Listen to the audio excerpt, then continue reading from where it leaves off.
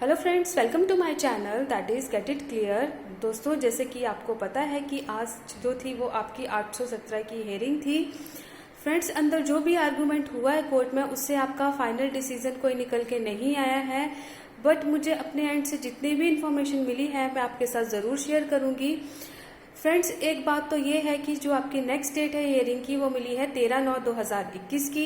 तो इसका मतलब ये है कि जिन बच्चों का टाइप टेस्ट 13 तारीख को होने वाला था वो क्या अब हो चुका है, पोस्टपोन हो चुका है। इसके रिगार्डिंग आपको आयोग से जल्द ही कोई नोटिफिकेशन देखने को मिल सकता है। ऑफिशियली अभी तक कोई भी नोटिस आयोग ने जारी नहीं किया है।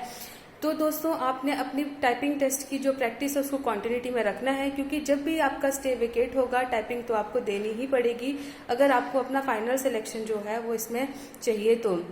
और जो भी आपका इसके रिगार्डिंग डिसीजन होगा फ्रेंड्स, वो भी देखेंगे कि किसके फेवर में आता है, कैसे होता है। फ्रेंड्स, वो फाइनल आउटकम तो आपको सबको ही फेस करनी पड़ेगी। बट हमें एक चीज़ को नहीं लूज करना है, वो है होप। तो हमेशा होप रखिए और all the best. Have a good day friends.